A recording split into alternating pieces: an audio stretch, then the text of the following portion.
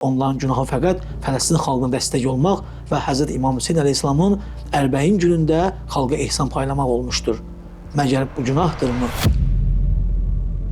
Bismillahirrahmanirrahim və bihi nəsta'in və huvəl mu'in vəlhamdülillahi rabbil aləmin və sallallahu alə Muhammedin və alihi tahirin. Salam əziz dostlar, bildiyimiz kimi bugün Azərbaycanda zülm davam edir və hazırki iqtidarda olan rejim bizim gözəl inanclıq xanımlarımızdan 6 nəfəri həbs edibdir və bu həbs artıq 4 aydır davam edir. 120 gündən artıqdır ki, bu xanımlar zindanda əziyyət çəkirlər və onların bəziləri də artıq 35 gün, yəni bir aydan artıqdır ki, azlıq aksiyası keçirdib özlərinə bu yolda, İslam yolunda, Əhl-i-Beyt yolunda fədakarcasına əziyyət verirlər. Hazırda bütün möminlərin və biz inanclı insanların, Əhl-i-Beyt davamçılarının vəzifəsi budur ki, bu xanımları unutmayaq və onları yaddan çıxartmayaq. Xanım Zəhra Salamullah Əleyhanın bu ad günü və mövludu ərəfəsində xanımları xüsusən yad etmək həqiqətən də xanım Zəhranın bu gözəl və imanlı və dəyanətli, qeyrətli davamçıları haqqında danışmaq vacibdir və labüddür. Hazırda biz bütün dünyaya səslənirik. Azərbaycanda gedən bu proseslərə nifrət edirik və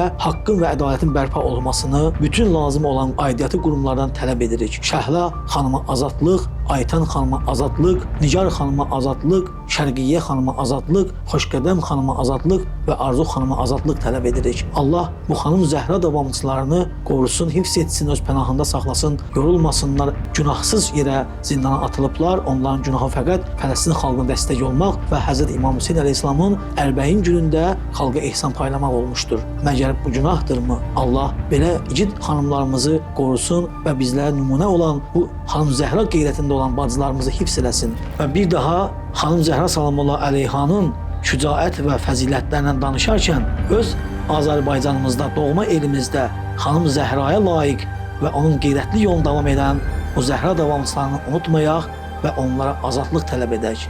Vəsselamu aleykum cəmiən və rəhmətullah və bərəkatuhu.